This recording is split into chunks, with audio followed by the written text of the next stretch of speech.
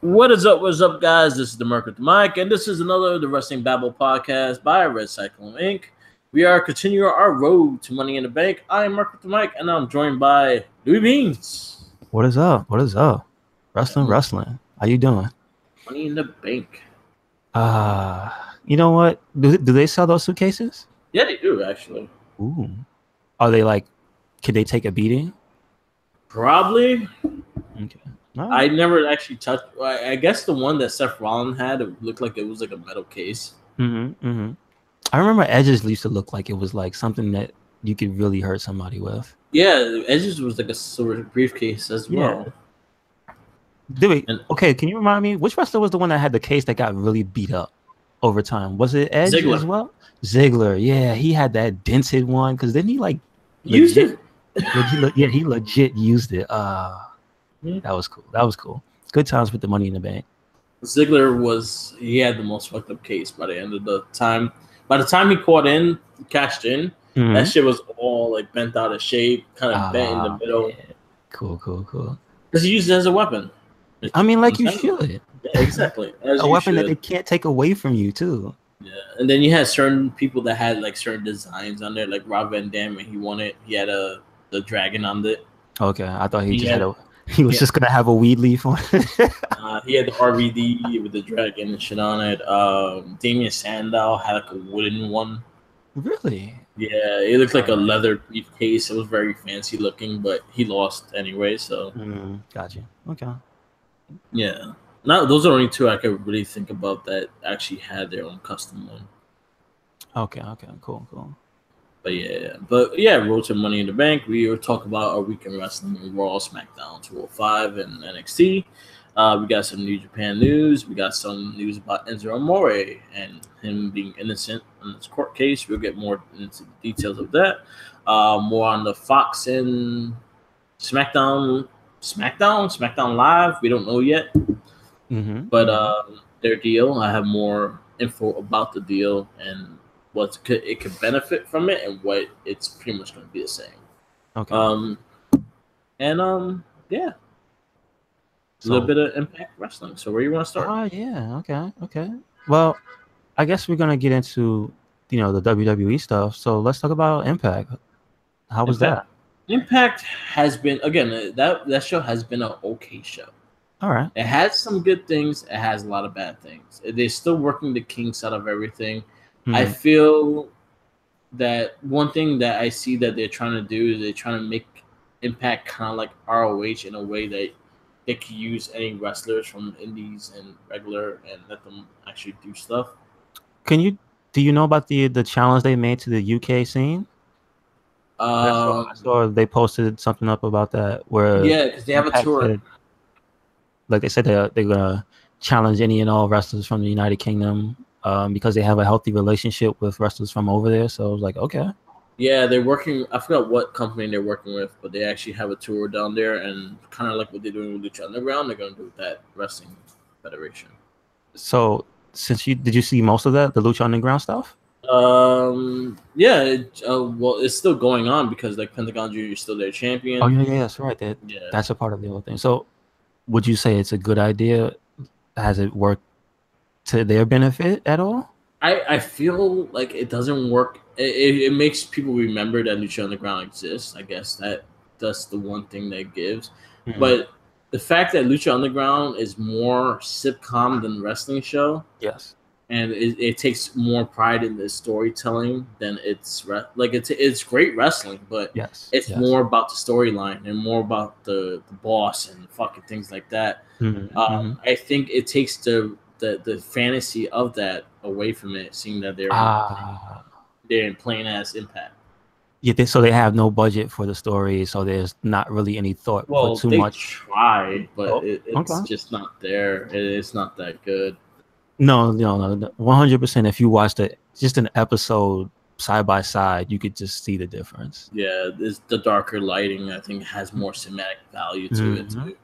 But yeah, I don't think it benefits Lucha Underground just knowing just people, because I think they rate like the TV viewership and stuff like that are probably around the same as Lucha Underground, so it's not really getting them more viewers. Okay. Okay. But it just at least keeps the guys on TV, I guess. So when you actually see Pentagon, like, oh, I remember him from Impact. Yes. Okay. Cool. So I think it gives you that stake. Have the matches been good? Again, here and there, there's some good matches, some not so good matches. I did like X Division matches. I haven't been I don't like Matt Sydal that much anymore. Okay. I think he lost a step. He's not as good as he used to be. Mm-hmm. I think he fought. Who did he fight? He fought Phantasm. Phantasm Jr. He's a Mexican luchador that looks like Phantom. Okay. They had an okay match. It wasn't nothing special. But they're working with AAA as well, so you had a lot of AAA guys in there as well. Okay, now I understand. All right. So yeah, from what I've seen, they still have the Rosemary Tsuyi thing going on, which is like something I was interested in. But now they have those other characters that are like a part of that feud, and there's a lady they introduced that she's trying not to succumb to the darkness. I watched the promo that they gave for her, like somebody who's. Is it they're reinventing her character? I don't know the lady specifically, but she's an American wrestler. She's not Tsuye or she's not. At least I don't think she's Rosemary. No. But there's a skit with her in the mirror, and it's like written in lipstick. Yeah. Don't succumb to the darkness. So I don't know what that's about, but it seems like at least they're letting their characters run wild still. Yeah. So I mean, it's okay. Yeah, I mean, it's effort, right? It's not just, hey, these guys are just wrestling, these girls are just wrestling. But you said earlier that it's not exactly the best in-ring. Yeah, it's when it comes to the ladies that they have there. Yeah, it's just a lot of sloppy wrestling. And sometimes you see some good things, but it's not like consistent enough to like be invested in. Okay. Yeah, okay. Like, I can see how that pulls you they do have some good thing. Tessa Blanchard is pretty much a wannabe Charlotte, and the fact that they're really riding the coattails on how Charlotte was built up is really annoying the shit out of me. Are they using her father's name a hell of a lot? Gotcha. Yeah, and it's really annoying me. It's like, this is the thing that I say Impact takes a step forward and they take 3 steps back. They try to make their own storylines and things like that, and then they involve WWE in their fucking mouth. They always say something about WWE. Oh, he did these things in the big leagues. Now he's here, and he wanted a better opportunity and things like that. And when they do things like that, it just makes them to me look sad. You know what I was gonna say to agree with that point, where they take 1 step forward and 3 steps back, is their YouTube is really good about getting stuff up there really quick. They're really good about putting up packages for each wrestler or their moments or their classic stuff. Yeah. But they do that thing where it's kind of like being a dick, because even New Japan does it too. Yeah. Whenever WWE has a pay-per-view, look at the uploads for those companies. Yeah. If any of those guys were in those companies, they constantly do it now. They put up videos. So when Shinsuke AJ first happened, New Japan put up the Shinsuke AJ match. Yeah.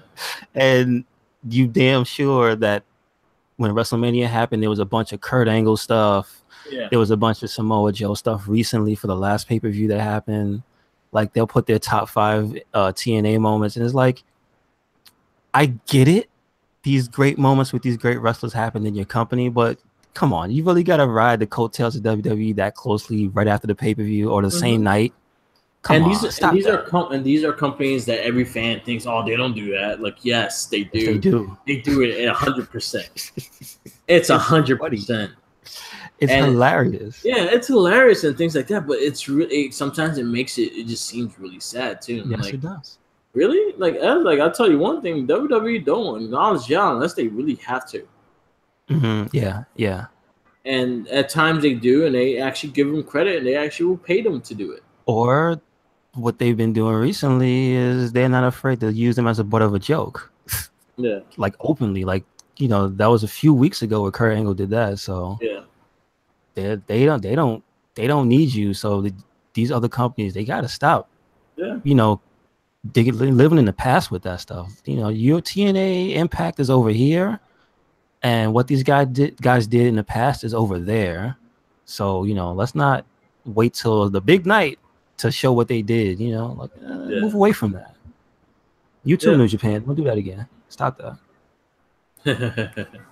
But it's crazy. But they do that, and they do it so much. And the fact that they kind of brought up Tessa Blanchard, and the way they brought her up, while she had a opportunity to go to the big leagues, but she decided to come to Impact Wrestling, and she wanted better competition. And I'm like,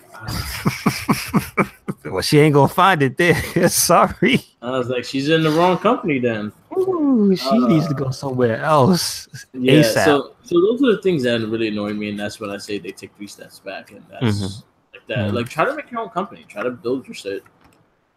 Yeah, that's like there's something there. The reason why we still give a shit, there's something there. It's just that's not it. Yeah. And Don Callis should know this shit too, and he's one of the presidents of this company. And it's like, yo, come on, man, you could do better than this. Yeah. Make your own federation. Like, yeah, everything is gonna be considered to WWE because WWE is the top of the game.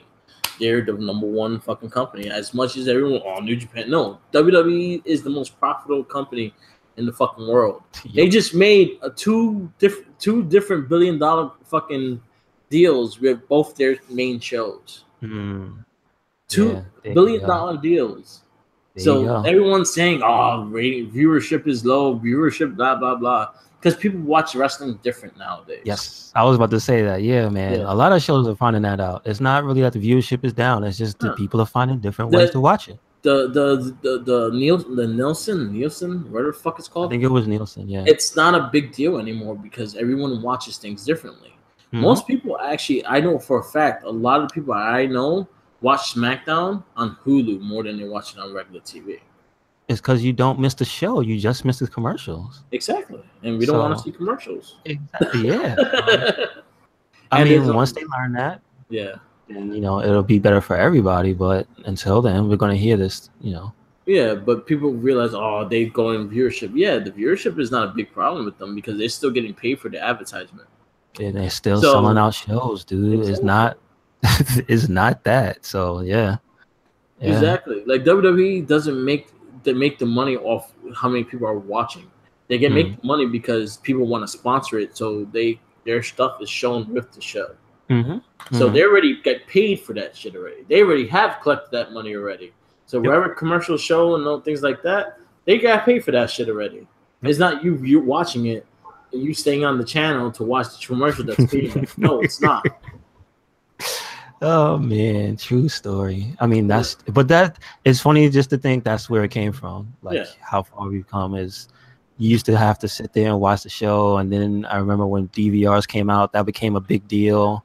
Yeah. People were like, "This DVRs are killing network television," and then the streaming became an actual thing, and it was like, well, that's killing the DVR because the streaming services are allowing you to basically watch whatever you want when you want. And so here we are now. So there's a thing with WWE Network. They're actually been looking at having a premium version of their network, and that premium version would be like $3 more, and you get all the live like Raw, SmackDown on the show.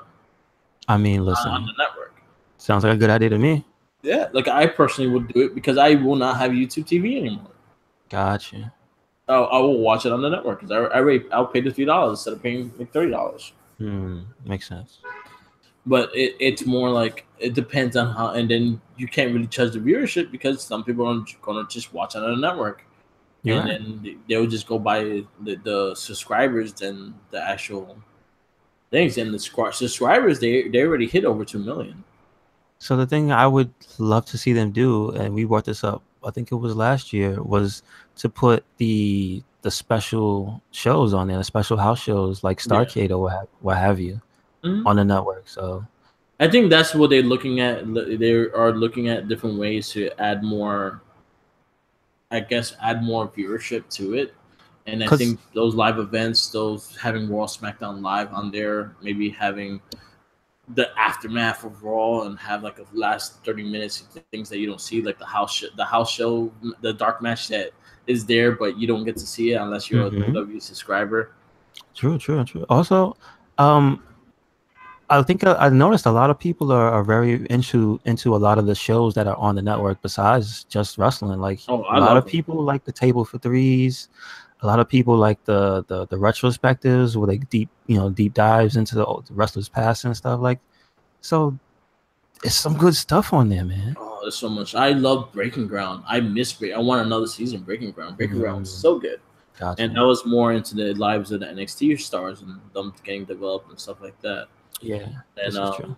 then I also like the backstage and the things. Look what fucking Xavier Woods is doing with the video game side of things and up Hmm. and down. And look at Catherine Kelly is now, because she was just doing the internet show. Now she's on all the shows now. Yeah, she's the main correspondent in NXT now. Hmm. She's their internet correspondent, and then she does a lot of up down down. There was actually one episode that I just posted up on on our Facebook page that they were playing. Her and Xavier Woods was playing this game together about a love story and stuff like that. Hmm. It was actually a really good episode. And it was done both of them doing it by in their different perspectives and shit. They're both Okay. telling the story of the game, and they did the whole game. It was actually pretty cool. Yeah. I mean, so again, the network stuff is basically boosting, everything Yeah. around it, because she was like a mainstay on the network, Yeah, and now she's fucking on a like, because they even use her on Raw and SmackDown in the back. yeah. They actually use it sometimes. Also, I would like Renee Young to get her unfiltered show back. 'Cause I actually really Yeah, I've enjoyed it. actually watched that. Yeah, me too. I wasn't crazy about the Edge and Christian. Uh, You know? there were a few episodes that were actually funny. Yeah, it was hit It and was- miss for me. Yeah, it was hit and miss. I did watch Cat and WWE once in a while, so that was something I did. I did thought like was that. fun. I did like that. I did like the live podcast, except for the Ambrose one because I felt like Yeah. it was attacked. I did actually. I remember for a good while I would watch the live podcast. There's a lot of good stuff on there, so they making more content available for that. So if they do that premium thing, I think I will do it because I would like to see Raw and SmackDown live on the network and not have to worry about having a cable provider to watch it. And then Gotcha. maybe other extra shit. Like I want to see live house shows, especially like a big crowd, like when they go to Japan and they have a big freaking event. I want to see that on the network. Mm-hmm. Yeah, yeah. That Starcade would have been fucking great on the network. Is there any way to see that, or that event is just literally... That was just a one-time thing, celebrate, and that was it. Okay. But yeah. So viewership is a lot different. DVR changed that whole thing, that aspect, because now people watch things later anyway. Yeah. So it does not matter if how many people are watching here and there. It does not matter at all because they still get paid for the advertisement time. Yes, and there are pirates too, so let's not forget. And then there's pirates, and then you have the pirates. Yep. Matey. They're out there riding the waves of the internet. Yeah, most of them from London because they use Sky Sports Net. Ah, understood. And with the deals that are going on now, that's going to be not a problem for them because Sky Sports is a Fox thing, isn't it? No, not anymore. Oh, I just remember there was a deal for that too. Yeah. Jeez, everything is changing so rapidly. Yep. Okay. It's changing. What do you think of Raw this week? I actually like Raw this week. I thought it was funny. Again, that Kurt Angle's character just got emasculated. Yeah. It just keeps happening. That's just what happens to him. It just Stephanie just makes him look like a clown. Yep, and he just takes it. He just Homer Simpsons it. She's Mr. Burns and he's Homer Simpson. That's pretty much. Don't. Fuck you. Like that's literally what it was. Matches this week. They're pretty good. So They're okay. I liked the Bliss and Ember Moon was actually a funny match. Yes. Seth versus, you know what? This is my big problem with Raw, and this was the thing. I do not want Seth Rollins being involved with Roman Reigns. Keep them away from each other. Okay. I do not want to see him being involved in his storylines just to get him a pop. Fuck that. Okay. No. I mean, no. This is what I feel. This is this is their own fault because it's been so long since they've had like team interaction. It just seems almost weird now. But Yeah. I can still understand it as human, as you know, Seth Rollins, the dude, is like, Yeah. well, fuck it. I mean, we are still buddies. We're not on the bad side anymore. So I'll fuck it. I'll help him out.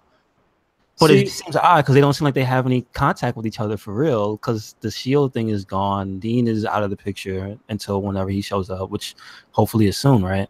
probably around SummerSlam. So at least a month and a half. Yeah, Yep, August. August, a month and a half. Yeah, we're at the end of May. Damn. Yeah. But like it does look weird.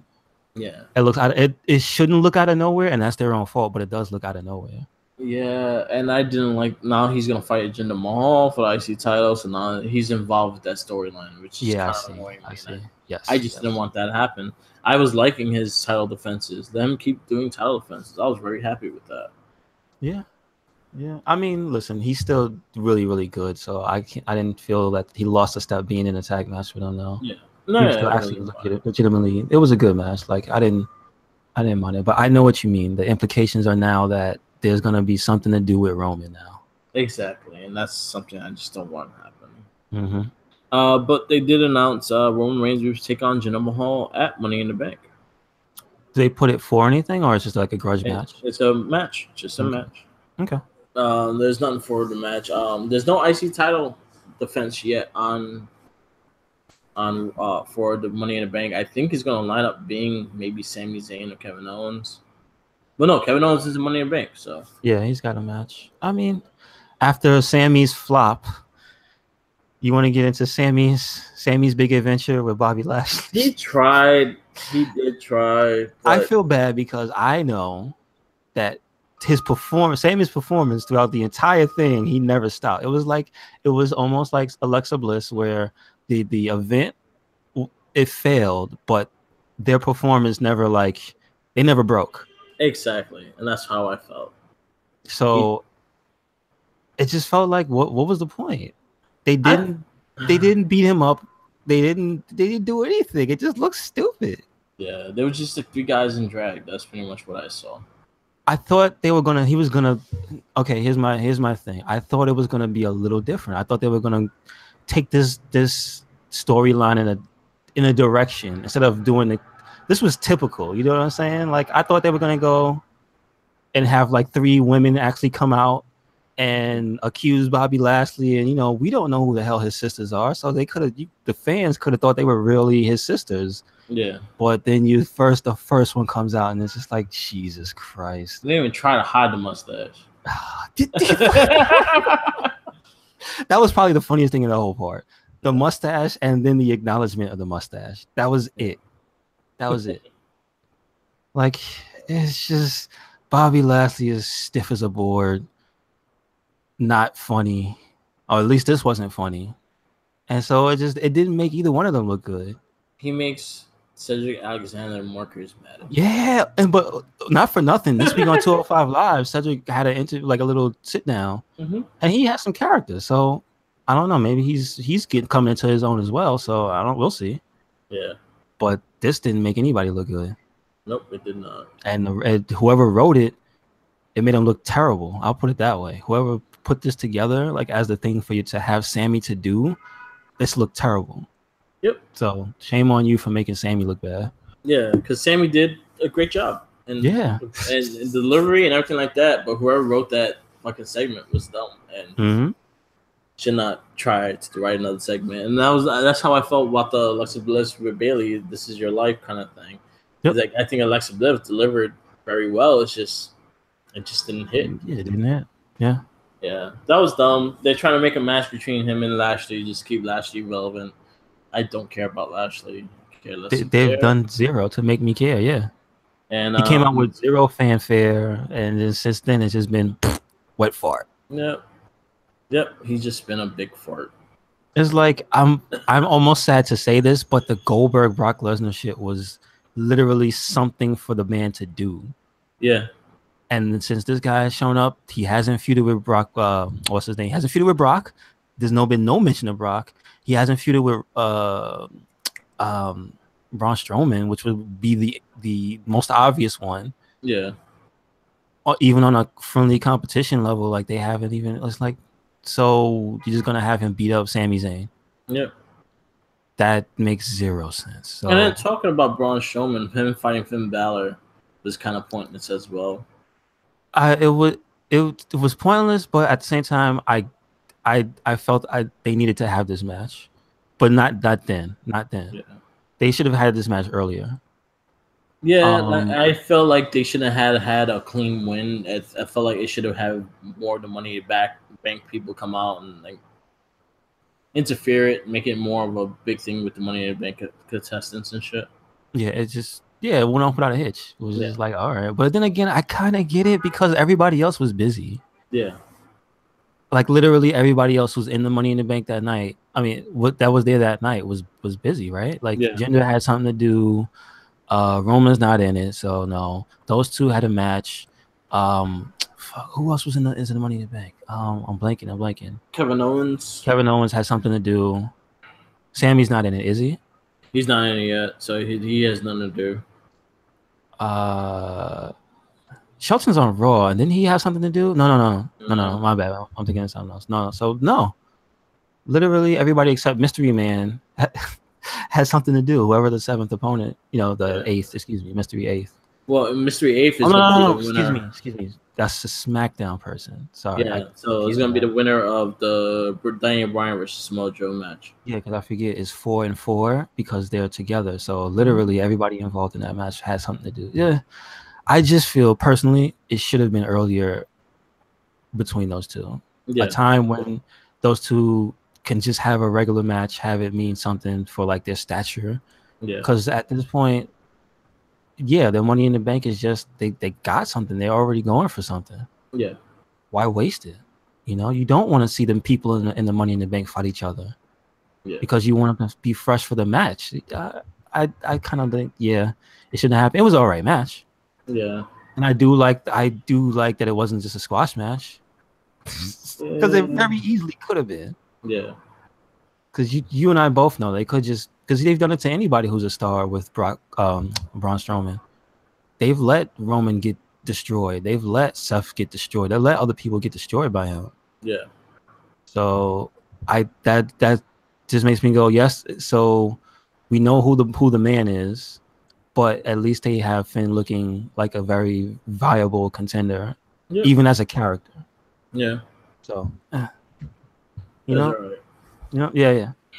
And then you also have the women had a match for one of the last. Well, no, nowadays there's going to be a gauntlet match next Monday. Yes. For the final spot of the women's Money in the Bank match.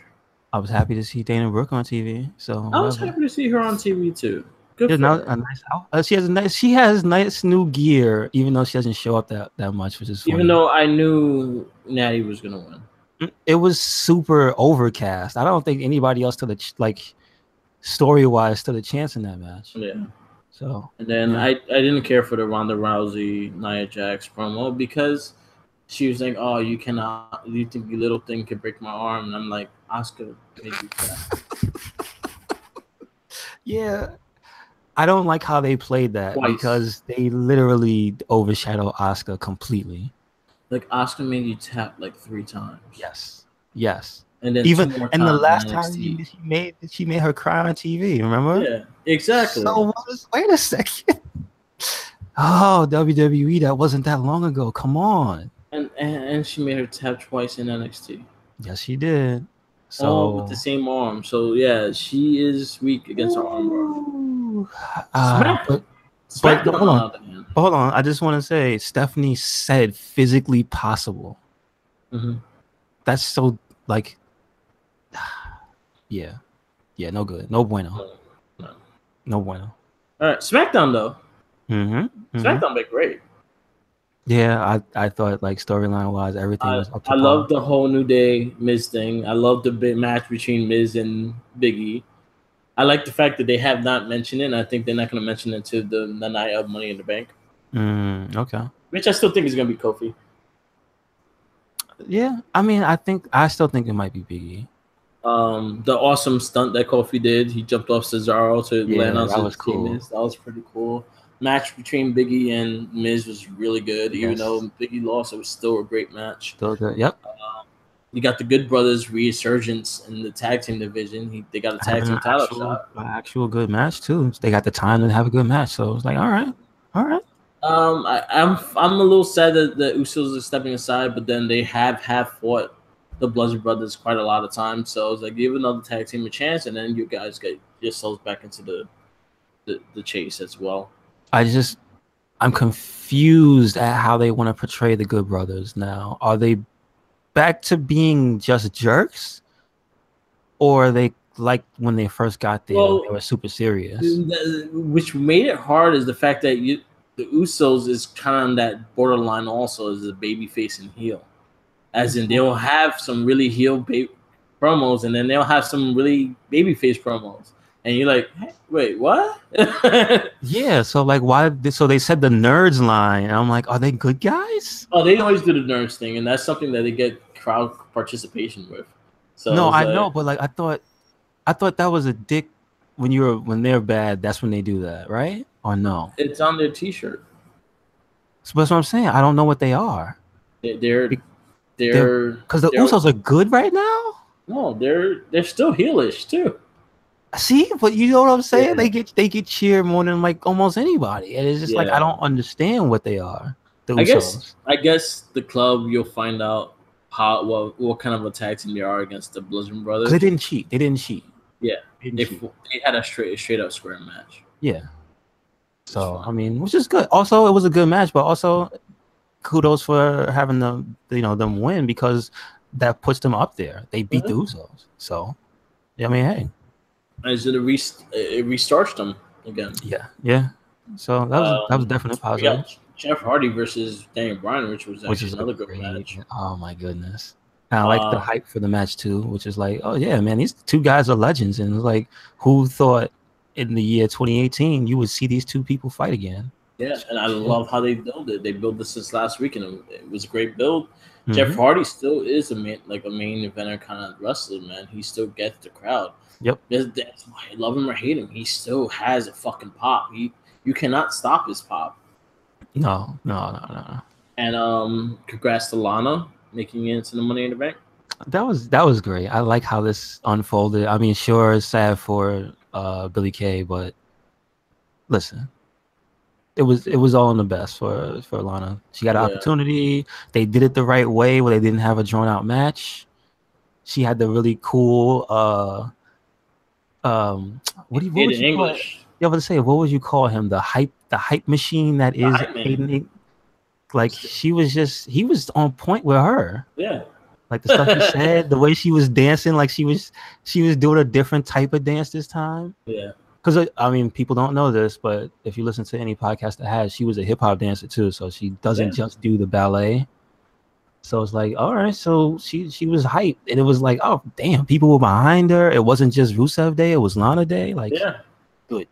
It was Lana is the best. Lana is the best. This is true. That was actually good at that. So you have one more contender into the women's Money in the Bank. You also have one more men's, which you'll see on SmackDown Live. Mm-hmm. You'll see Daniel Bryan versus Samoa Joe, which is going to be another good. That is for the last spot, right? Yep. That's it. They're going crazy with these main events. SmackDown. Good job, man. Yes. And the dream matches as well. Yeah. See, that's what happens when you get Daniel Bryan back. Yeah, every match becomes a dream match. Exactly. You're like, yeah, I didn't expect to have this shit. Mm-hmm.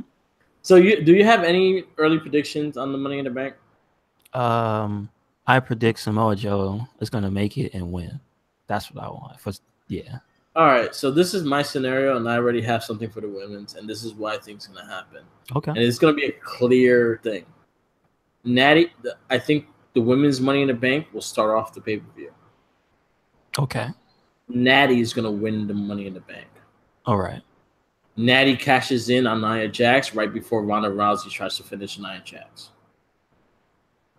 Cashes in on Nia Jax. Oh. You can interrupt the match and then steal the pin? That's what Seth Rollins did. Oh, shit. Okay. Yeah, you're right. He didn't wait till the end of the match. Mm-hmm. You're right. Oh, shit. Okay. Has that been done in a while? No, right? That's the last time it's been done mid-match, right? And I think that's what's gonna happen because then you set up a rivalry between Natty and Rousey, yeah. and Natty is the one that's been working with her, so they will actually have a decent runaround because they know that she knows how to work with her. I see that. I also see that being like the mainline storyline. So I'd like to think outside the box. So I don't like. While I agree that's probably what's going to happen in the real world, that's not what I want to happen. Honestly, I want to see Alexa Bliss with the Money in the Bank or Becky Lynch. I want to see Becky Lynch get it. I want Becky to just win something. It's been long enough. Yes, dude, it's been a while. It's been a while. Like I would like to see her. I would like to see her win the Money in the Bank also. So look, actually, there's quite a few people like Alexa, Ember, or Becky. Those are like 3 people that I actually like to see win the Money in the Bank. Ember, I say she's probably going to get more character development, and I see like a storyline with somebody. She's gonna do a couple big spots in the Money in the Bank. Yeah, definitely. But I don't see her winning. I see her down the line getting the championship because I kind of see a feud between her and Sasha. Yeah, and I liked her match against Alexa Bliss. I thought it was a really good match. Yes, yeah. Since she's got this, she's had like all the tag matches she's been in. Yeah. She's been like on point. So my only thing with her is she needs a different setup for her finisher, not just the top rope one. I think she needs another finisher also. In addition, yeah. Give her a submission or something. A strike or a submission or something because she's got some really good martial arts moves. So I feel just the camera work really fucks her finisher up for me. Yeah, because I see the setup and it really annoys me when I see the setup. You're right. I'm like, you're walking to her. Why are you walking to her? There was a legitimate reason why the RKO is such a good move, even though it's so simple. Is because the camera work for it is to give it the element of surprise. And then the way he catches it too. Yeah. And they just know it though. They're just like, okay, we see him doing it. It's about that time. But like her move is usually 2 people when she does a double because she's done it more than once now. Yeah. There's 2 people standing there just looking awkward. They look like freaking MK yeah, Injustice. Yes. Yeah. So yes, I agree. That's up, down, down, 3. Left punch. Finish block, up. Toasty. Yes. But if you want my take on who I want to win in the scenario, I kind of want. Wait, Bailey's in it. I kind of want Bailey to win. No, Bailey's not in it. I thought she beat those 2 people. You got the gauntlet match, and that's gonna. Oh God, that was right. She had to win that double team. Yeah. To get to a different match. Yeah. Fuck. So she's gonna be part of that gauntlet match. I think Sasha Banks is gonna be the last person. Because it'll be sad if Sasha's not the last person. No, because you know what it is? I kind of want to see the way they're pushing it. I kind of want to see a Nia Jax Bailey rematch, but I also kind of want to see a Bailey Ronda Rousey type of thing. Yeah. Because I don't want her to just be floundering anymore, dude. Yeah. I think Sasha's the better fit in this match than Bailey is. To win? Yeah, I can see Sasha. If you say who fits in that type of scenario as a winner, Sasha, Ember, and Alexa are top 3 to like really be the type of person to pull off in a ladder match. I think Alexa would be great with the Money in the Bank. She has that natural heelishness to her. Yeah. Just when you're entitled and you have that contract, it's a perfect fit. And I will like her to take Hash down Ronda Rousey and win it. I hope she doesn't win. How about that? I hope Ronda Rousey doesn't win. No, that's why I had my bold prediction scenario. Oh, that's your dream scenario. Okay. No, it's not my dream scenario. I don't want it to happen, but I feel like that's exactly what's going to happen. Well, I mean, like with the current landscape, before anybody wins any match, what do you legit want? Like, if you don't want Ronda Rousey to win the match, who would you have the Money in the Bank winner face? Would you have them face Nia Jax? See, the whole thing with the Money in the Bank is not going to be a fair fight. This is true. They're gonna cash in. The only one that did a fair fight and lost was fucking. Well, actually, the one person that did a fair fight and won was Rob Van Dam. He Wow. challenged. He cashed in the Money in the Bank at the ECW One Night Stand. Okay. Against John Cena, and he won. He beat John Cena. Yeah. But Right. story scenario of the girls that were in it, I see Natty winning the most. The fact that Ronda Rousey is involved in that match, and that's the easy way that you could easily put Natty versus Ronda Rousey is her cashing in on. No. But I'm asking, what's your dream? Mine, I want Becky Lynch. Okay. Just the fact that Becky hasn't had nothing. I love Alexa Bliss. I think she'll be great as a Money in the Bank, but I want Becky Lynch to win this one. Okay. All right. And then Charlotte wins everything. And fuck Charlotte. This is true. Yeah, I'm tired of her winning shit. But how I'm seeing the landscape and how it's looking, I think Natty's gonna win. Okay.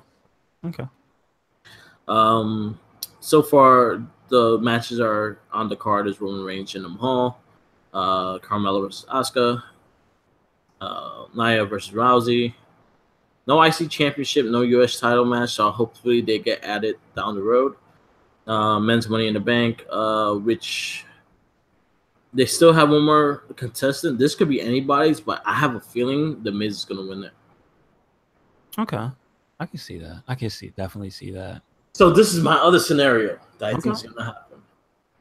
I think Nakamura will win the title. All right. And then they will fight in a fatal four-way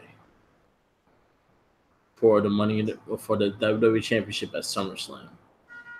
It'll be Daniel Bryan versus Samoa Joe versus Nakamura versus AJ Styles. Fatal four-way.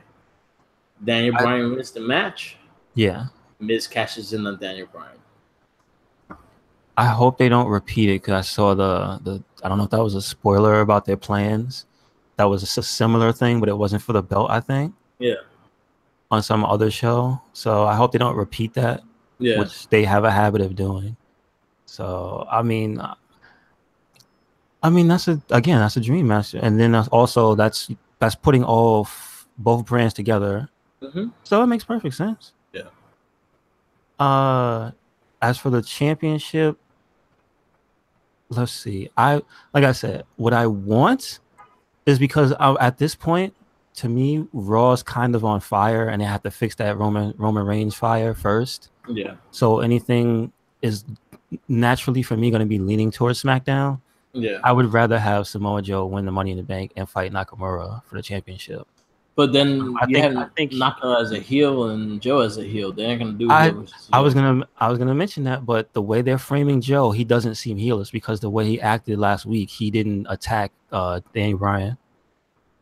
Yeah, because he's selfish. Like the way they're framing him, because he could have easily jumped in and choked him out. It's just he doesn't ordinarily do that.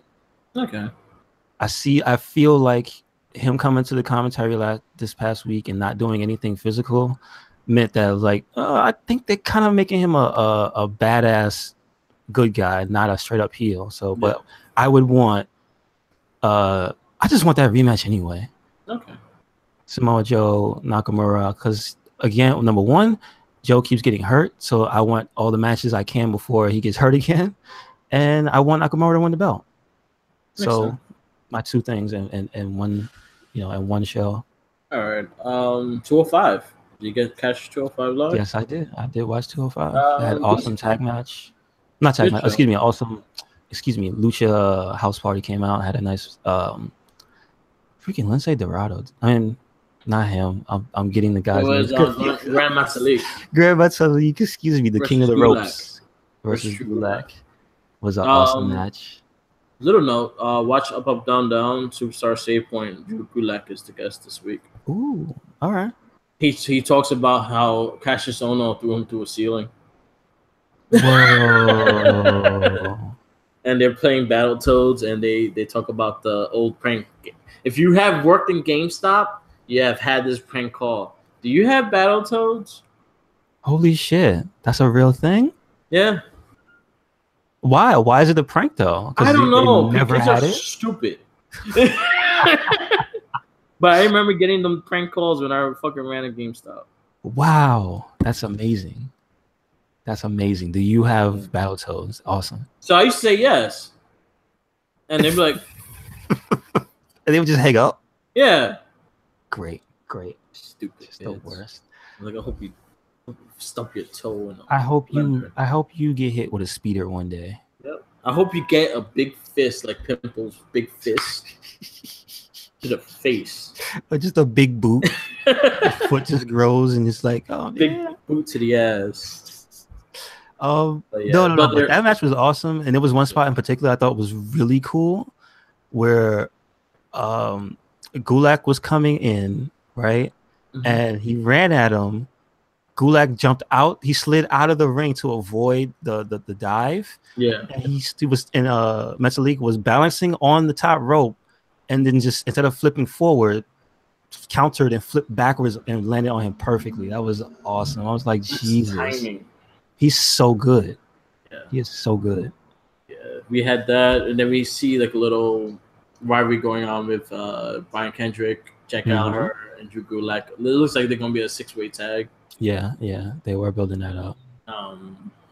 Also, I think one of these days, one of those spinners, one of the things is gonna fly off and hit somebody in the audience. I'm telling you, they're going too hard. Kalisto, stop spinning so hard. Yeah, he even spins, man. He don't have one. Exactly, yo. When MItb was down during the match, you could see Kalisto pop up and start spinning that shit.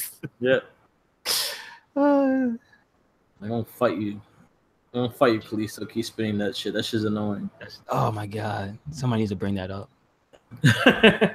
Also, what else we had? We had we had the little talk interview between. It wasn't really an interview. It was just like a sit down with the GM. Yeah, really, because he was talking to Drake Maverick. Yeah, Drake Maverick, the champ, Cedric Alexander, and like I said earlier, he was showing some glimpses of his personality shining through more than he has before. Yeah, and he just seemed more confident now. So from what I can see, that's just a good thing going into this match with Buddy Murphy. Yeah. So, and what else we saw that? God, what was the last match? Oh, Dale Tommy versus the rivalry match. The Tozawa, which was a hard hitting match, but yeah, it was. It was a pretty decent match. It started slow and then it picked up midway. Like I was watching it. I had to rewatch it because it was a slow start in the beginning. Was kind of pulling me out of it. So I was like, let me come back to this later. And I watched it all the way through, and it was a good match. Again, Akira Tozawa is a little bit underrated. Like his screaming is one thing, it's not really the most over thing with me. Like I think he has to have something to do, so do it. But like he's really good and super crisp. Well, at least he has a cruiserweight championship on his belt. Yeah, and they do not hesitate to bring that up, which is good. So he is a cruiserweight champ. He even has side plates. And his you know what? He's one of the people that his gear, because it's color coded, is always cool to me. Yeah, he has like Spider-Man-esque like webs and shit. It looks good. And Grand MItb has this like the Spider-Man belt. You notice it? Yeah. On his waist, he has like the Spider-Man pattern. He looks like a Power Ranger. He does. He very much does.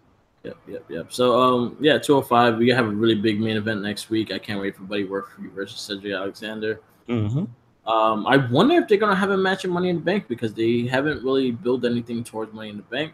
Maybe a 3-way with Mustafa Ali, or maybe that third data match would be for the cruiserweight title. Okay. Because they've been talking about a third ladder match being on this pay-per-view. One of the ideas was a tag team ladder Money in the Bank, which would be just corroded because it'd be. Well, it would 16 people in the ring. No, they only will do 4 teams because it would be 8 people. Like more than 8 people, it becomes a clusterfuck. This is true. But doing it as a tag team is a lot different because there's a lot of things you're teaming up with someone. So there's a lot of things you could do as a team, and you can't do it as a single competitor. Agreed. Works really well. But then again, sometimes overdoing the ladder match kind of fucks things up as well. Especially how we've been seeing the tag teams kind of stealing the show all the damn time as well. Because them tag teams, I think, will steal the show. If you put the right tag teams in that match, they'll steal the show. Yes. Unfortunately, wouldn't it not be? No, actually, okay. With the way the current landscape is, it wouldn't be the. Oh wait, the Bar would be in there, wouldn't it? It would be the Bar, the Usos. because you only have 2 from each side. You can't have the Bar and New Day or the Bar and Usos. Yeah, it would be the Bar and the Usos because one of the New Day are in the main Money in the Bank. So Okay. I'll let them have that spotlight and not the tag. Okay. And then, or you could even push it and have 3 teams in there, and I will put the Bar, New Day, and Usos. and the Usos because just don't be all working together would be fucking crazy. Yeah. And then you could put a team like Breezango, which they could do a lot of the crazy bumps This is and one. Who else is there? Authors in Pain because they work better when they have a lot of talent around them. You're right. And then you have the Revival. Oh, 100% on that one. Okay. So I thought that would have been a great concept. It would be 2 briefcases on the top of the thing, and they had the tag. I thought that would have been dope. I think that would have been dope. But there's still a lot of time. We still got like 4 weeks until Money in the Bank. No, 3 weeks now to Money in the Bank. So it's like it's still winding down, but we still have a lot of time in between. So they could be adding something within the thing. I wish I hope 205 has a match. Yeah, me too. Because they've been pretty consistent. The last few they have had a match, right? They definitely had one at WrestleMania. Did they have one at Backlash? Yeah, no match in Backlash. No match at Backlash? Okay. I know the pre-shows, they do tend to have matches, but they didn't have anything at Backlash. No. Okay. Yeah. The way they're branding the pay-per-views now and having it be an all-inclusive thing, I think it should be mandatory to have at least one match. Yeah, they should have at least a spot for the Cruiserweight Championship. Yeah, I think so. But yeah, I would like to see. I would like to see the outcome between Buddy Murphy and Cedric Alexander. Mm-hmm. I don't think he's gonna drop the title just yet, but I could see him dropping the title at the pay-per-view. Man, oh man, I would like to see another Buddy Murphy, Mustafa Ali for that belt. I'm just saying. Me too. I'm waiting for that third match. Both matches are fucking incredible as hell. Amazing. Yes. So, and I love Mustafa Ali, and that's one person I want to see get the belt. I could see Buddy Murphy taking the belt from Alexander and being a dominant champ, and having a good run with the belt until maybe down the road to like summer. Well, I don't say it would be SummerSlam, but I think he'll hold it to at least Survivor Series or Royal Rumble, and have that one big match against Ali and have Ali build himself as a contender. It depends on how many times they make him defend it, you think? Because Cedric hasn't defended his belt that many times since he won it. I think he only defended once. So you know what they could easily do, and it could be something different also, is the fact that it would probably strip him the belt, or he has to make weight to defend the belt. The weight. Yeah. Oh, shit. Yeah. If they use the weight thing, like, oh, he can't defend it this month because he didn't hit weight. Gotcha. True. But then they could cross it and it's like, oh, they'll strip him off the belt if he doesn't make weight. So it's one of the two. Yeah, but Buddy Murphy has been probably one of my favorite dudes besides Ali on 205 Live. Since he got there, man, it's just been an extra added layer of competition, and he raised the bar. So good. And I'm happy he has a spot because he was in I watched Total Divas. Okay. I watched the current seasons because Alexa Bliss and Nia Jax make me laugh, and I think that's the only reason I watched it, because of them too. Okay. But he almost got sent back home because he thought he was going to lose his job in WWE. Really? Wow. Because he's engaged to Alexa Bliss.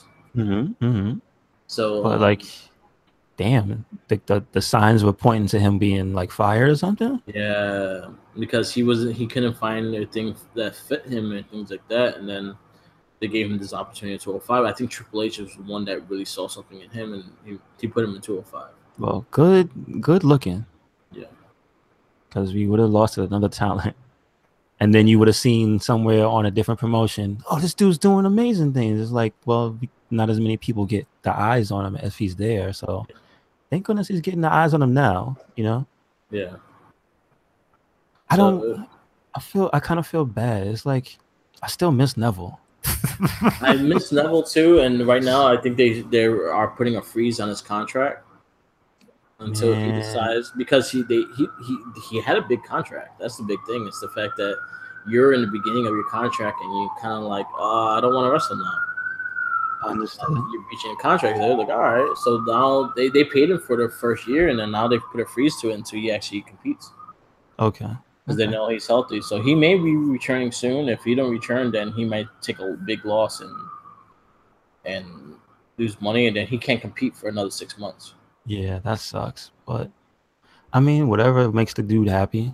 So yeah, that's the business side of things, though. You have to realize, and like, yeah. But I would love to see Neville come back. But I would want to see him as a regular competitor. I don't want to see him in the cruiserweight, even though I do want to see him in some of these matches now. Now I do. I want to see him in Mustafa now. I want to see him in TJP now. I want to see him in Buddy now.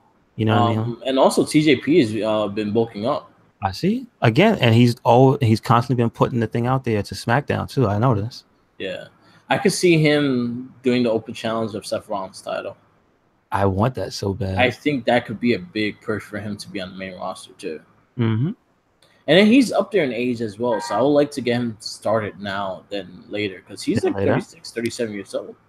Yeah, I think he's actually 35 or 36. He's 36. He's about Balor's age. Balor's like 36, 37. Mm-hmm. Mm-hmm. Damn, but shit, he's already been freaking Universal Champ, even if it was for a day. Yeah, exactly. That was sad though. Still. But 205 is looking good. I can't wait for that main event next week. NXT. Still good. That handicap match. So the handicap match, I was saying it to our board and stuff like that because I usually put the weekly rating, what you rate the show, and I wrote, how does Ricochet and Velveteen Dream work better as a tag team than most people in this federation? I don't understand. It's like the first chemistry. Like the whole first 10 minutes of that match is them doing tag team moves, them feeding off each other, them using each other as weapons and everything like that. How amazing was that? I think that's because those are two guys that where they are now, they know they have to be better than like everybody else. Yeah. And I think they probably take the time, so they probably you know what I'm saying. They're the types that even though they're not scheduled to do something, they probably know, hey, we're working with each other, so let's learn this. Yeah. Let's learn how we move together. Let's learn how we fight against each other. And let's, because they're in the situation, they have a handicap match. So I'm pretty sure between the time it was announced and the time, they in real life had to do it, they probably took the time to work stuff out, which is, again, how the hell do these two guys who don't really have to do that? Yeah. Compared to people who've been there X amount of years before, so it does kind of make some people look lazy. Yeah. But I mean, it is what it is. I give it credit. I give a lot of credit for those tag moves and everything like that. I did like the fact that the match did have some time. They did work up together for a lot of the match, and then he caught him with that cartwheel that looks so fucking yeah. And it's just like they beat up Lars Sullivan. Yeah. They actually did. They actually kicked his ass, which I liked. So I did like that. Lars Sullivan is the new number one contender. But not because of that match, right? Please that was for number contendership. See, that's the thing I'm talking about. They forgot he won the match for it. Yeah. They literally forgot. He beat Killian Dane, so he was bloody to win the number one contendership. No, I think they were fighting for the right. So basically, if Velveteen and Ricochet would have won, they would. Oh, you mean they would have took it? They would have took it from him. Yeah, they would have took his spot. Ooh, gotcha. Yeah. That's fucked up. So we're gonna see Aleister Black versus Lars Sullivan for the NXT Championship at NXT Chicago. He's caught the black mask before, I believe. Yep. Everyone don't get up from that black mask. So I'm just saying. And we also look like we're gonna get I'm hyped for the versus Ricochet. Versus Ricochet at NXT Chicago as well. Yeah, that should be an awesome match. But I'm saying I was gonna say also looking forward. Isn't the title defense with the Undisputed and Oni Lorcan and Danny Burch? Yes, that would be at NXT Chicago as well. I'm so fucking hyped for that match. That might. There's too many good matches on this one. Oh man. Okay, so we did get some more story with Johnny. Yeah. Did they clarify that they're having the match yet or no? Not yet. Not Not yet. yet. Okay, But okay, I think okay. it's gonna lead into it may be an I Quit match at Takeover Chicago. I'm scared because here's the thing. You say I quit. I don't want either one of these guys to leave them now. Well, I quit as in not I. Oh, you mean company. just I quit as in I quit this match. I quit. Stop hurting me, please. Okay. Yeah. Like. Oh yeah, we forgot to mention the Last Man Standing that happened on SmackDown. Yeah. Last Man Standing. And that entire like segment was cool with Nakamura beating up AJ and all that stuff. Like, yeah. All right. Yeah. And him playing with him, he said, "What match is it going to be?" He says, "Pillow match, pillow fight." I was just like, "What?" Shinsuke, come on, Shinsuke. I love you. Shinsuke. Stop being so good. I love heel Shinsuke. Mm-hmm. I really do. I think this really help him be more mainstream right now. And then when he goes babyface, he's gonna go fucking crazy as a babyface. Yeah. Again. Yeah. Like something they should have done with Roman Reigns. It works, man. I don't know why they want to try to not do. It's the most simplest and oldest technique to do in WWE and wrestling in general. Yeah. Build a really credible baby heel, and then when they go babyface, they get cheered. The reason why is the fact that people established him as a heel and such a bad heel that they start liking the guy. Yep. Also, what I fear, like what we said last week, I fear Jinder Mahal will be cheered. Yep. In their match. Yep, I hear the when his music comes. Even though he does have a cool I like his theme. Like I said, I agree with Xavier Woods. Once he said it, I was like, yeah, you know what? Xavier Woods pointed out, Jinder Mahal, I think he has the dopest entrance in WWE right now. Like, but I liked it when he had the suits though. Yeah. I just, it's something about his look. Yeah. And it's not even how ripped he is. It's like his imposing figure when he has like the suit on. I like it because he's tall. Yeah. Oh, back to NXT though. Yep. We also got so the one title that hasn't been really defended or have a challenger yet is the North American Championship. So I wonder what they're gonna do with that. It could possibly be Pete Dunne versus Adam Cole because they still have unfinished business. This is true. But then who knows? And then it looks like it's gonna be the Dakota Kai versus Shayna Baszler at NXT TakeOver. Like I said, I already said, I hope she wins. I really hope she wins, or if not, build for Nikki Cross to take the belt because I really don't like Baszler. This is a low point for that NXT Women's Championship right now. But also, shout outs to, and this is like my women's match of the week, Lacey Evans and I forget the pirate lady's name. Kairi Sane. Like, that was a hell of a match, dude. So I did like the match, and all right. So going the boards, I do the polls and everything like that. I had someone complaining like, "Oh, look at Kairi Sane just going down fall like that." I was like, "How is that one match? She lost one match. Exactly. She beat this chick like 3 times already." I was like, if you have her keep beating her, she ain't gonna establish anything. She's going that heel route. She had to get this win.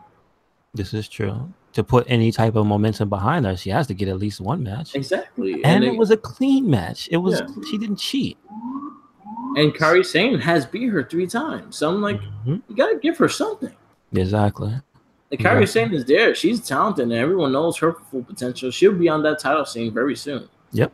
But you got to establish more women for her to fight as well. And right now, NXT doesn't really have a lot showing at that time with the women, like how they used to. Yeah, they don't have that many high profile women. Yeah, or they haven't built that high profile in that sense. Yeah, and I want to start seeing. I want to start seeing like Rhea Ripley. I want to start seeing a lot of these girls on TV. Aaliyah made a group.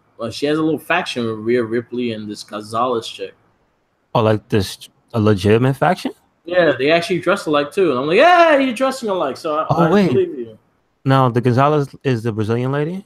Nah, it's a Spanish lady. Okay. Because I saw also again why I want Dakota Kai to kick to kick Shayna Baszler in the face. Yeah, Because I saw the clip of a house show where she caught the a scorpion kick.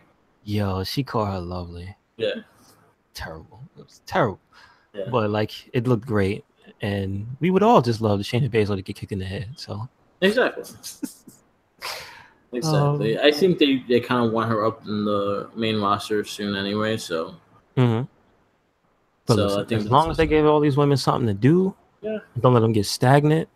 yeah. You know, But the rotate thing is, them in and out, yeah, so they constantly have matches every week. It's a new because if you look at it, it hasn't gotten a chance to at least be stale because you got different matches from different women. Yeah, like the past 3 weeks, I think it was like Dakota Kai had a match the first set.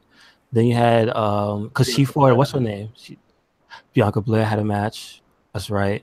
And then you had the feud brewing between these two, Lacey Evans and Kairi Sane. So like there's been rotation, man, rotation. Yeah, and there's still a lot. You have Nikki Cross just laughing in the corner, and then you have exactly. Yeah, so I hope they do something with Nikki Cross. I like Nikki Cross a lot. They do have some really good talent there. You just got to start showing them on TV because they haven't really been showing them much on TV. I got a question. Was that a breaking ground thing? Were they doing a breaking ground style thing that they're doing with Bianca Belair? Because I saw that they posted something up like that. Yeah, so they're showing her like family history and shit like that for next week's NXT, so you get to learn more about her. Yeah. Also, I mean, question: when they do that to a superstar, that kind of takes them from being a bad person. You know that, right? Yeah. So isn't she like an asshole? But is she heelish? But you know what? I think it goes to a point of her being cocky. Is the fact that she has a lot of accolades and she's probably just going to brag about it. I hope so. I hope she's in character this entire time. Yeah. So we'll see what happens for next week NXT. Yeah. So we have a good takeover build going up. We have a good Money in the Bank going up. So yeah, a lot more to go. We still on the road to Money in the Bank. So basically we'll keep giving you updates on the card and everything throughout the weeks. We'll go on to some of the news stuff. So Enzo Amore thing, you can start that. Oh yeah. I wanted to just throw this out there because this is the second incident like this has happened where a very popular sports entertainer has gotten in trouble with the law, and it was glorified and whatever when the event went down, and then when the person is exonerated, nobody gives a shit. Yeah. So Enzo not guilty on the charges that he was. There's a lawyer statement that was put out on the 15th talking about when he knew and when he was contacted about it, which was like not at the time where he could have informed them. So apparently the Arizona police didn't contact him. And also he went on a tirade on social media, which didn't help his case. That made him look bad. Yeah. Him and the girl involved kind of went on a little thing. So that didn't help. And so what it all ends up being is that, every charges were thrown out. He was found not guilty. There's no evidence of, the sexual abuse and things that he was accused of. So he's walking away from this scot-free and lucky because I want to point out, I was listening to some of the Booker T's podcast, and he was talking about the situation. And one thing that people forget about in these situations is that in this case, you got to watch the people you're around. Yeah. When you're at that level. He was like, when people see you walk into a place and they go, oh, that's what's his name. He's like, when you're that famous, that's when you got to pay attention to the people that you have around you. So you can't, it's like, sure, Enzo may not have done bad things, but you can't hang around people that will fucking get you like this. You know what I'm saying? You can't just act like you're a regular person anymore. You have to hold yourself to a higher standard. So, hopefully with his future endeavors, he learns this he takes it as a valuable lesson of just, you can't just be styling and profiling. You gotta act like a, kind of like a high class athlete when you get there.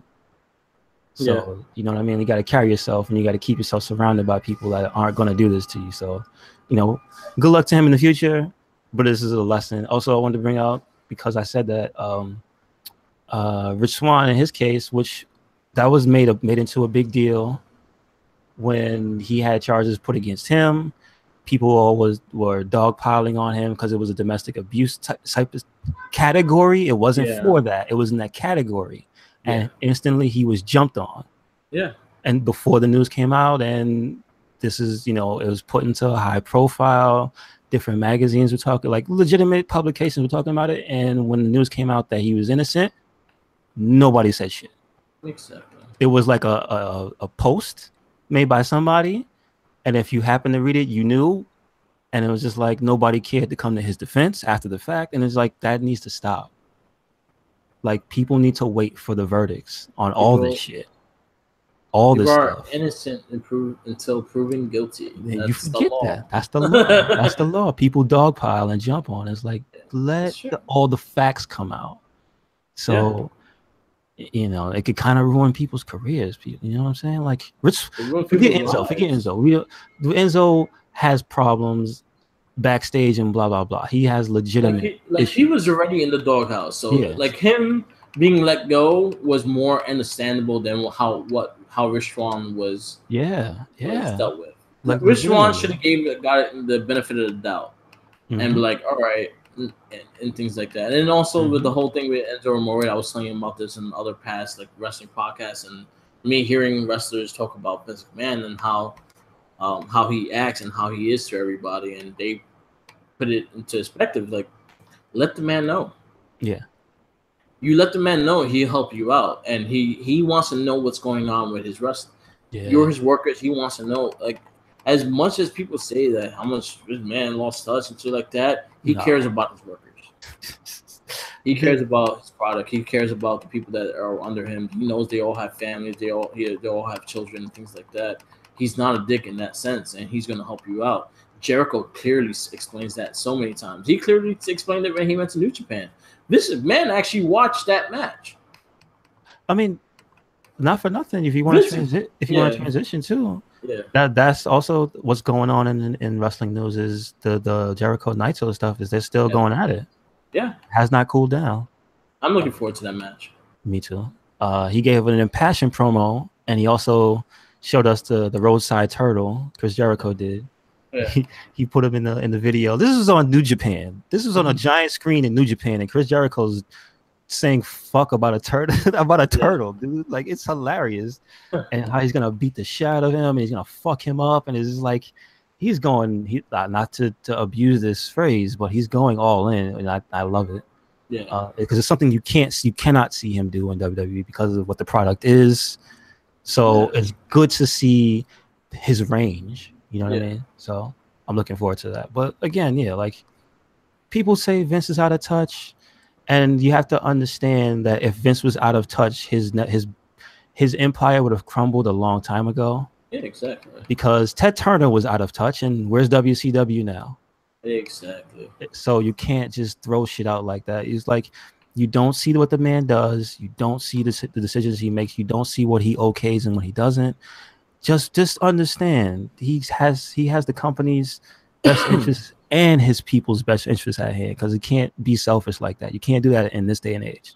Yeah. Because the motherfuckers will rise up. Sure, there's no union, but when people start coming out and saying nasty and negative things, people are going to listen in 2018. So no, trust me, nobody's mad at Vince, and nobody's saying he's out of touch for real that works there.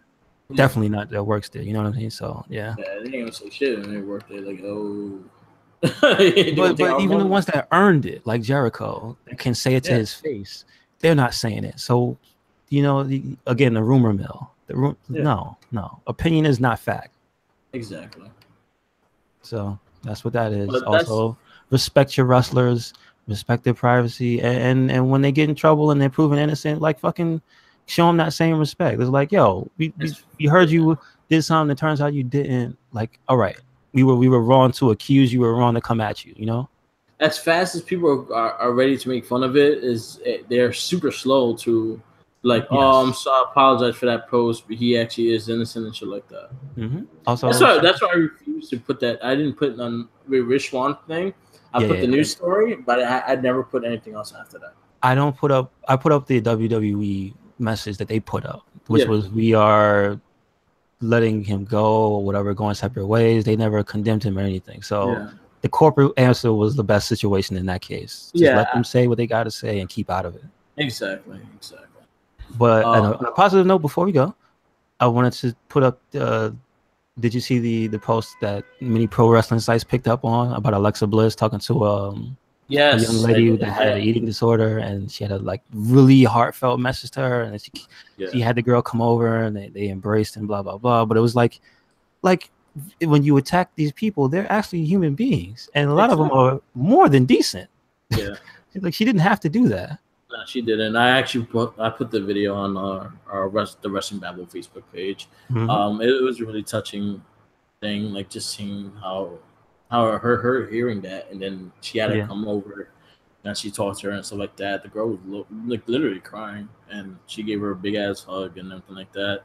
You gotta realize that a lot of these people are they know they are a role model. They know that they are looking at that. And Alexa Bliss herself, she has a crazy story, and she almost died twice because of that, being having an eating disorder and things like that. And so she's probably one of the best spokespeople for it. Like she's someone to look after, because look at her now, and she actually really takes care of herself and stuff like that. She still has her little things here and there, but she still fights it every day, kind of thing. Going into like podcasts and stuff like that, definitely listen to Stone Cold Steve Austin's cast last week. I think last week and the week before, he had a 2-parter with Big Show. It was really good, insightful pass. It was really good. It was 2 parts. Yeah. It was 1 part was just them talking, and 2 is them answering questions. I want to say I heard some of the question one, and I heard all of the conversation one. Yeah, really good cast, really insightful. It shows you what Big Show is actually doing with WWE with his 3-year contract. He's not really wrestling; he's more an ambassador. If he does wrestle, it'll probably be in like big house shows and non-televised things. Because he had a big hip surgery, and that's the reason why he wasn't moving the way he should have moved in the matches he had last. Okay. So he had a really big hip surgery, but now he's back. He's actually doing cardio. He's actually moving around and shit. So it's good to hear that from him. And he's down. He's like 340 pounds. Nice. I mean, for him, he still looks like a fucking brick mountain. Now he's just a muscle brick mountain. So I mean, hey, when's that Big Show Braun Strowman gonna resume once he's able to move again? You know what's great too, and I like because Big Show has an old school mentality in behind the curtain and shit, and he does not like how Braun Strowman is being booked. Oh, what was his criticism? His thing is like he should have won the belt as a heel. Oh yeah. I get you. He said, as a babyface as he is now, no one really wants to see a monster monster champion as a babyface. You want that to be like an epic fight to drop them from the belt, and not him going for the belt. Yeah. But as a wrestler wise, he said he has improved, and he sees him being the one to take down Brock Lesnar. But it was just a lot of things. He did talk about that. He did talk about like guys that he sees have big things, and like the New Day is probably one of his favorite people in that sense. Is the fact that look what they did out of nothing. And he also spoke about how, as a veteran, how he takes care of the other people. Yeah. Which is like, you never just look out for yourself. Yeah. And it was also crazy because he was talking about him and Kofi Kingston had a conversation when they started doing the New Day gimmick. And he's like, are you really going to do this? You're going to fuck up your career. You're an IC champ. You're a US champ. You're right close to the WWE title. You really want to do this? And the Kofi lined up going to do it. And look how, and he was like, and then he said, like, after a month later when they won the tag titles, he was like, everything I said to you, Kofi, forget it. Because they got over with those characters. They got over when no one thought they would get over. Awesome. Really good cast. Last but not least, Fox did get the rights to have SmackDown or SmackDown Live. We don't know. Not sure it's going to be a live show or a tape show anymore. But they have the rights to SmackDown for starting the fall of 2019. So good things, because it's a $1 billion deal. Yeah, it was for 5 years. It was 1.9 billion deal. But 5 years. 5 years. That's a long time. That is a commitment. Yeah, that's a commitment. And so everyone that says, "Oh, but WWE is doing bad," yeah, he just signed $2 billion deals. 5 years, just like because they signed it because they renewed one with USA as well, and that was over $1 billion. They just signed a new contract for Total Divas E, which is a couple hundred something million. They signed a new thing for the Total Bellas, which they have production, they have money into. Those shows make a lot of money. The Miz and Mrs. That one actually is produced by WWE. And I think that was going to be a great one too. Also, his nice plug. He actually plugged the show this week. Oh shit! Yeah, are you gonna watch that? I'll watch it. I like the Miz, so yeah, this is. I like Maurice. True. I think Maurice is really silly, like backstage, like seeing her personality. Like especially, I watched the last season of Total Divas, and seeing her personality. She's very she's very goofy in like a very elegant sort of way. Okay. And she makes me laugh because she like her jokes are very like because she's French. Okay. Her jokes are very like out of like the United States context, and you just see Miz like stare at her, and then you might realize the joke and shit. And then she's really pretty too, so she's not bad to look at. Even as a pregnant lady, she has really big boobies now. I think that happens naturally. And yes, they were big before.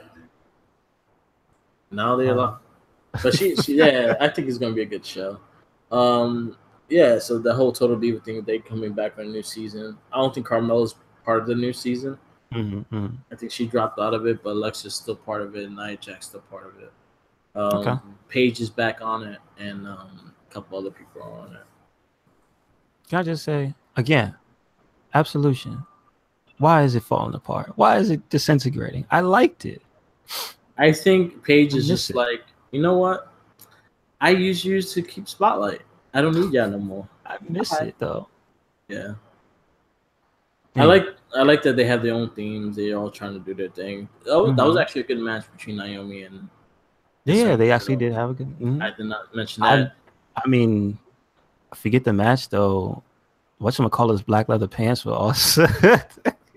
Can she just change her ring gear to that outfit? Oh, Mandy Rose. Yeah. Mandy Rose, what she had on, like she had like some dark side, like they both look like a straight up tag team with those outfits that they had on. Yeah, she looked really good too. I'm just saying. Also note, Cianama's murdered a guy on SmackDown. Unfortunately, and then they just put their fist up in the air. Yep. They're committing genocide on television. You know, listen, but Zelina Vega is telling the truth. He was the NXT champion. Why is he fighting jobbers? So out of here. What I think is gonna happen is that he may cost Daniel Bryan the Money in the Bank match. Really? And that will probably be his first matchup at Money in the Bank. Will be against Daniel Bryan. Really? Okay. That'd be really good. That'd be a crazy match. All right, so let's wrap this up. Yep. This is the Wrestling Babble podcast. Please follow all our social medias on Facebook, the Wrestling Babble and the Wrestling Inc. Twitter, Wrestling Inc. and Mark with the Mic. Instagram, Wrestling Inc. Mark with the Mic. WordPress for Wrestling Inc. YouTube, and everything else in between. Yes, always look for Recycle Inc. and we'll have something for you. Whether it's wrestling, whether it's video games, whether it's movies, comics, or it's just. Oh, did you hear about the dude in the Philippines that set himself on fire? Yes, and he was stupid, and they suspended him, rightfully so. Everything. What a moron! That guy was a moron. I can't find the video. Lots of sites have taken the video down. Apparently, because it's graphic. I watched it. Apparently, he lit himself on fire, jumped, and tried to body splash his opponent outside the ring, and his opponent was not having it. Yeah. And he completely face planted, and he was on fire. What the fuck? Wrestling, man. Come on, guys. Come on. Yes, stay tuned against Better I Swear podcast. We'll have bringing back an old thing called Tooncast. Talk a lot about cartoons. And check us out. Peace out. Stay tuned for next week's and laters. Peace.